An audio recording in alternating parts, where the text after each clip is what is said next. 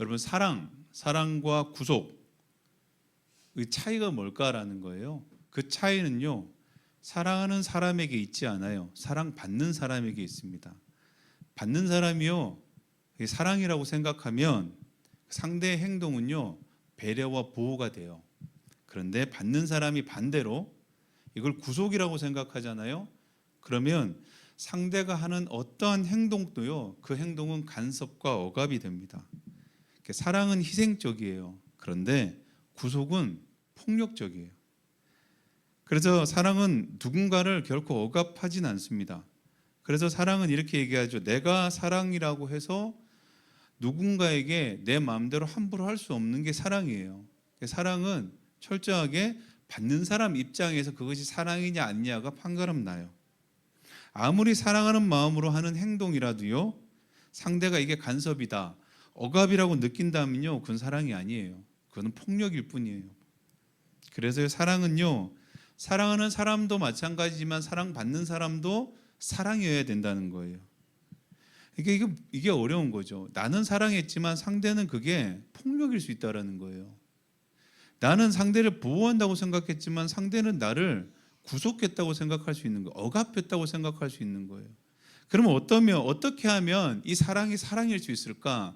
사랑의 가장 중요한 것, 사랑은 누군가에 의해서 강제적이거나 구속적이지 않다라는 거예요. 그래서 우리가 하는 어떠한 배려와 보호도요, 강제적이어서는 안 된다고 성경은 말하고 있어요. 그리고요, 그 사랑에는 제일 중요한 거예요. 내가 사랑한다고 하면요, 그 상대가 내 사랑을 언제나 선택할 수 있어야 된다는 거예요.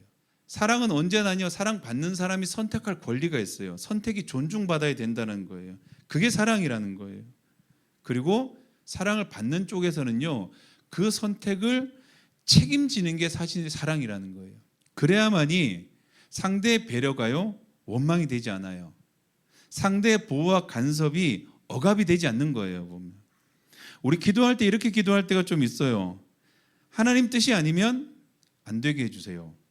하나님 뜻이면 되게 해주세요. 이런 기도를 좀 많이 해요. 믿음이 굉장히 좋아 보여요. 그런데 성경적인 기도는 이렇게 해서는 분명히 안 돼요. 왜냐하면 이 기도에 가장 중요한 게 뭐냐면요, 책임지지 않겠다는 거예요. 내 책임은 없다는 거예요. 주님, 저는 책임지고 싶지 않아요. 제 기도에 관해서 내 기도도 내가 책임지고 싶지 않다는 말이에요, 보면. 하나님요, 이 기도를 통해서, 기도 제목을 통해서, 어떤 문제를 통해서 우리 가운데 뭘 얘기합니까? 그 문제를 통해서 문제가 문제로 남는 게 아니고 문제를 통해서 하나님의 마음을 알아가고 하나님과 소통하기를 사실 원해요. 그게 사실 기도가 우리 가운데 이루어지는 과정이에요. 그런데 우리가 하는 그 기도죠. 하나님 뜻이 아니면 막아주세요. 하나님 뜻이면 되게 해주세요. 이 기도는요, 다시 말하면 내용이 이런 내용이에요. 하나님 마음은 내가 잘 모르겠고요, 알 바 아니고요, 주려면 주고 말려면 마세요. 이렇게 하는 말이에요. 그리고 이런 기도는 언제나 뭐를 남기냐면요, 그 다음에 상황이 안 좋아지잖아요. 내 마음에 드는 상황이 안 생겨요. 그러면 이렇게 해요. 항상 하나님께 원망하는 마음밖에 안 들어요. 하나님 왜 그때 안 막아주셨어요? 그때 내 상황을 막아주셔서 내가 그걸 하지 않게 하셨어야죠. 아니면 하나님 왜 그때 저를 막으셨습니까? 그래서 왜 이걸 못하게 하셨습니까? 항상 원망밖에 남지 않아요. 왜냐하면 내 기도는 내 책임이 하나도 없기 때문이에요. 그죠? 차라리 이렇게 기도할 바에는요, 성경은 말해요, 표적을 구하라 그래요. 그게 더 성경적이라고 성경은 말하고 있어요. 이 사랑은 이게 따라야 되는 거예요. 사랑하는 쪽은요, 언제나 그 사랑은 강압적이면 안 돼요. 그리고 사랑받는 쪽은 언제나 그 사랑을 선택할 수 있어야 된다는 거예요. 이게 사랑이라는 거예요. 자발적인 것. 그 사랑에는요, 거절감이 분명히 따라요. 거절받을 수 있어요. 내가 사랑이라고 하지만 상대가 그것을 아니라고 얘기할 수 있어요. 그걸 받아들일 수 있는 게 사랑이라고 얘기하는 거예요. 사랑이 진짜 무엇인지를 구체적으로 보여주는 성경의 장면이 나옵니다. 그게 뭐냐 하면 탕자의 비유라는 데가 나와요. 둘째 아들이에요. 작은 아들이 갑자기 아버지에게 이렇게 말한 거예요. 아버지, 내 몫의 유산을 미리 주십시오 이렇게 얘기하는 거예요. 그러니까 아들이 당연히 이 몫은 자기 몫이라고 생각해요. 그리고 내게 돌아올 목, 그러니까 유산이에요. 그걸 일찍 달라는 거예요. 이 말은 이제 더 이상 나는 아버지의 보호는 필요 없다는 거예요. 아버지의 간섭이 필요 없다는 거예요. 더 나아가서 내 몫만 나한테 주어진다면, 내가 필요한 것만 내게 채워진다면 나는 아버지가 없어도 된다는 뜻이에요. 이 말이. 그런데 아버지는 어떻게 했어요? 줬단 말이에요. 이게 무슨 말이에요? 아들이 얘기하는 건 이거 굉장히 폐륜적이고 무례해도 아들이 원하는 선택을 존중해 줬다는 뜻이에요. 그리고 그 선택의 결과가 어떻게 됩니까? 내가 아들을 잃는 거예요. 그럼에도 그 선택을 존중한 거예요. 여기에 아버지의 강제적이고 강압적인 모습이 나오지 않는 거예요. 아들을 보호하기 위해서, 아직 아들이 철이 없고 살이 분별이 안 되고 이기적이고 자기중심적이어서 무엇이 옳고 그른지를 참 모르는구나 싶어서 아들을 보호하기 위해서 아들을 딱 붙잡아 주고자 아들의 경제력을 뺏었다고 한번 생각해 보세요. 미리 안 물려줬어요. 그럼 그 아들은 집을 못 나갈 거예요. 집에 여전히 머물러 있을 거예요.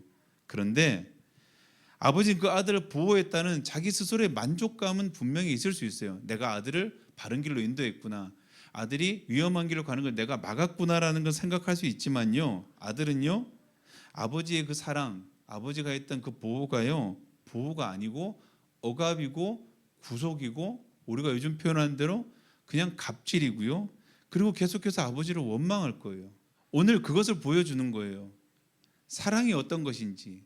사랑은요, 강제적이고 강압적이 않다는 것을 아버지를 통해서 보여줘요. 이것이 바로 사랑하는 사람의 태도라는 거예요. 상대를 억압하고 강압하고 강요하지 않는 것. 그리고 그 아들은 어떻게 해요? 그 삶에 대해서 책임을 지죠. 후회하는 거예요. 원망하지 않아요. 내가 아버지의 집에 있었더라면 이 꼴이 되지 않았을 텐데. 그리고 아버지께 가는 거예요. 아버지 앞에 이제는 자식이 아니라 종으로 가는 거예요. 그때 아버지가 어떻게 합니까? 그 긴 시간, 그 먼 곳 가운데서도 한시도 아들을 잊지 않고 아들을 기다리는 그 아버지가 달려가서 입을 맞추고 반지를 끼워주며 너는 내 아들이다라고 하는 거예요. 하나님은요, 우리의 선택을 존중하신다는 거예요. 이게 중요한 거예요. 그것이 사랑이라고 주님 말하고 있는 거예요. 그 선택이 예수님을 파는 선택이라도 예수님은 그 선택을 존중해 주셨다라는 거예요. 왜냐하면 그분이 사랑이시기 때문에 그렇다는 거예요. 그리고 오늘 우리 가운데 말하는 거예요. 사랑받는 쪽에서 그것이 사랑이 되려면, 그죠? 그것이 간섭과 강요가 아니라 배려와 보호가 되려면 어떻게 해야 되느냐? 그것을 오늘 성경이 우리 가운데 말해주는 거예요. 성경은 뭐라 그럽니까? 내 계명을 받아서 지키는 사람, 이렇게 얘기해요. 하나님이 계명을 주셨어요, 우리 가운데. 사람들은 이 계명을 굉장히 오해합니다. 그리고 사단은 우리 가운데 이 계명을 어떻게 얘기하느냐? 계명을 지키면 하나님이 네게 복을 줄 거야, 이렇게 얘기하는 거예요. 계명을 지키면 하나님이 너에게 좋은 것을 줄 거야, 이렇게 얘기해요. 그런데 오늘 성경은 이렇게 얘기해요. 계명을 받아 지키면 나의 사랑을 받는 사람이 될 것이다, 이렇게 얘기하는 거예요. 계명은요, 상징이에요. 내가 주님의 사랑을 받아들이겠다는 자발적인 순종의 첫 걸음이에요. 계명을 다 지켰다가 아니에요. 안 지켰다가 아니에요. 계명은 단지 내가 오늘 주님께서 주시는 보호와 배려와 그 안식을 내가 받아들이겠다는, 자발적으로 받아들이겠다는 표현이라는 거예요. 이 계명을 지킬 때 어떻게 된 줄 아세요? 보호가 돼요. 배려가 되는 거예요. 그런데 내가 계명을 지키지 않잖아요. 그때부터는요, 주님이 하는 그 어떤 것도 우리 가운데는 뭐가 됩니까? 구속이 되고요, 간섭이 되고요, 억압이 돼요. 하나님의 사랑을 받기를 소망한다면 이거예요. 하나님의 계명을 존중하라는 거예요. 그래서 오늘 말씀이 이렇게 가죠. 나를 사랑하는 사람은 내 아버지의 사랑을 받을 것이고 나도 그 사람을 사랑하여 그에게 나를 드러낼 것이다, 이렇게 얘기하는 거예요. 우리는 계명이요, 우리 가운데 그저 딱딱한 율법의 조문으로 알았어요. 그리고 그것을 지키면 신앙이 좋고 신앙이 좋지 않고 판단 기준으로만 우리는 생각했어요. 근데 주님은요, 계명을 두셨어요. 그리고 이렇게 얘기하죠. 내 사랑을 너희가 받기를 원한다면 계명을 붙들라는 거예요. 이게 자발적으로 주님의 사랑을 내가 선택하는 거예요. 오늘 주님은 그렇게 말하고 있어요. 계명은 의무가 아니에요. 우리가 주님의 사랑을 선택하는 방법이에요. 그래서 오늘 계명을 붙드는 자, 계명을 지키는 자, 그 자에게는 오늘 주님이 그 사랑이 너희의 보호와 안전이 될 것이라고 말하는 거예요. 계명을 붙들지 않는다고 하나님이 삐지는 거 아니에요. 하나님이 이제는 그에게 다가갈 수가 없는 거예요. 왜냐하면 그가 하나님의 다가오는 것을 막아버렸기 때문이에요. 하나님 저 그거 원하지 않아요. 하나님의 보호가 필요 없어요. 하나님의 보호가 내게는 구속이고 간섭이에요. 오지 마세요 라고 하는 것과 똑같은 거예요. 그래서 오늘 주님이 예수님께서 우리 가운데 오셔서 새 계명을 우리 가운데 주시는 거예요. 새 계명을 주노니 너희는 서로 사랑하라. 너희는 서로 사랑하라. 하나님의 사랑을 받길 원한다면 너희가 서로 가운데 어떻게 하라고요? 존중하고 서로 가운데 책임을 다하라고 오늘 얘기하고 있는 거예요. 옆에 있는 사람들을 여러분 존중해 주십시오. 옆에 있는 사람에게 내 사랑이 크다고 강요하지 마시라는 거예요. 강압적으로 그 사람에게 그 사랑을 요구하지 말라는 거예요. 또한 그가 어떤 선택을 하든 간에 그 선택을 존중해 주라는 거예요.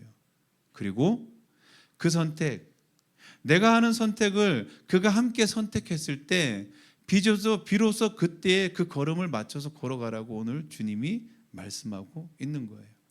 그때 우리가 주님의 사랑, 주님의 보호를 받을 것이다 라고 오늘 말하고 있는 거예요. 이 시대는 사랑이 실종됐어요. 서로 책임지려 하지 않고요, 자신의 선택조차 자기가 책임지지 않으려고 발뺌합니다. 그런데 우리는 주님의 사랑과 은혜 안에 있는 사람들입니다.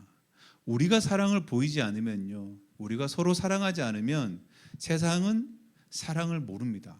사랑을 알 수도 없습니다. 세상이 말하고 있는 모든 사랑들은 우리가 알던 대로 이기적인 사랑입니다. 자기 자신에게 유리한 사랑입니다. 자기 감정에 충실한 사랑입니다. 그런데 오늘 성경이 말하고 있습니다. 사랑은 강요되지 않고 존중하며 서로가 서로를 선택하는 것이라고 오늘 분명히 얘기하고 있습니다. 우리 한 주간 우리 가족들, 우리 주변에 있는 사람들 가운데 우리가 주님의 사랑을 한번 베풀어 보고 나누어 보는 시간이 되기를 소망합니다.